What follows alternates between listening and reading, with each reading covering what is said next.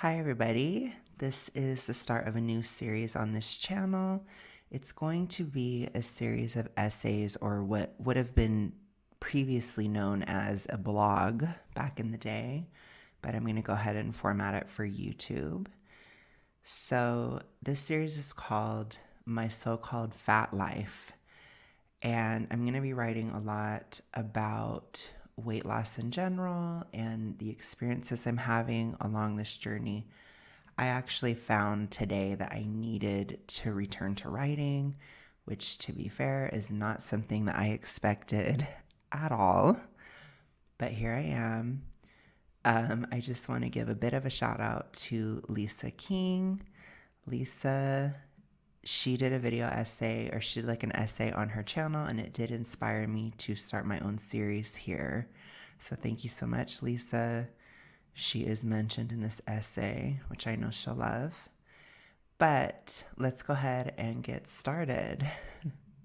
So, episode 1 of My So-Called Fat Life is called Losing Weight is Red. I don't know how to say this, as I feel like no matter what I say about weight loss, if it isn't just bathed in pure love and light, I feel like people will get angry. The truth is, it's tough. Massive anxiety, chest tightness, sleep issues, anger, feeling cold, lower libido, and clumsiness is real. Feeling like one moment you could go into a boxing ring and kick your enemies in the ass, and in the next moment everything is pointless and scary, is a difficult boomerang to live on. It strains my relationships. I'm confused about what I want, who I am, who I will be when this is over. Not to mention the effects it has on me mentally, trying to go to the bathroom multiple times to get a number on the scale, feeling as though I have failed if it's the same, still laughing at myself and making fun of my ridiculousness after the fact on the phone with my best friend. Imagine doing this with raging hunger. Can you understand why people give up?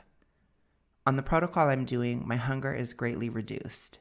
I have candy if I need it, I have juice, meat, fats, etc. Lately, my appetite is so reduced, I don't even want to eat all of my calories, and if I don't get there all the way, I don't care. My thinking about most things is so rigid that I can't handle new experiences as well. I get so disgusted with people and things. I often only have a choice on what I get obsessed about rather than if I get obsessed or not. So I spend much of my days thinking about Taylor Swift's breakup so I don't obsess over my own. The whole time on this deficit, I just feel this sense of unease, this feeling that the ball can drop at any moment. If I don't think about pointless T-Swift drama, I might instead dwell on my ex or my own body and how raw it's feeling. If I let my mind wander, I may start worrying about if this deficit is actually good for me, or if I'm secretly dying, just like Fat Sophic Bro says. I don't have my old coping mechanism. When feelings come up, I have to deal with them. There is nowhere for me to run. My ED was toxic, but it was my best friend for many years for a reason. When the fat on your body is circulating your bloodstream, reality bends and takes on a more negative light. I find myself thinking about toxic guys and how hot they are. I start thinking about that brutal friend breakup from 10 years ago. I start thinking about how much of a strain weight loss and trying to lose weight has been on my life. I ask Lisa what Taylor Swift era I'm currently in, and she gives me her diagnosis. Let's see, there's some Midnights, maybe a bit of Evermore. It couldn't be Red. No, you are in your Red era. You are dealing with the end of your first great love, not your first love. I cringe at the accuracy. Losing weight is like a breakup. I would know, as I'm currently doing both at the same time. You feel euphoric highs, lonely nights, fear that things cannot get better. You wonder about who you are becoming. You think about who you were. This time isn't like the other times. I'm doing things differently. I found the truth about those damn seed oils and I'm never going back. I'm far enough along that the momentum is too drastic. I would have to binge for like 10 months straight to stop this. I'm committed. I am losing the weight. As I obsessively listen to Taylor Swift's Evermore album to get clues or hints as to her breakup, I came across the title track, Evermore. When I hear these lyrics, I think of myself, how hard I worked in the beginning, and how I catch glimpses of my healing along the way. Quote, and when I was shipwrecked, I thought of you. In the cracks of light, I dreamed of you. It was real enough to get me through. I swear you were there. Unquote. When I was putting this momentum into motion, I just kept thinking of a future when I wouldn't have these issues anymore. I held on to that through all of my hormonal storms, like the cracks of light in these lyrics. Between the rigid thinking, the lack of hunger, and years of hormonal repair I put in, I am locked onto this path, thankfully. I have no concept of who I will be when this is done.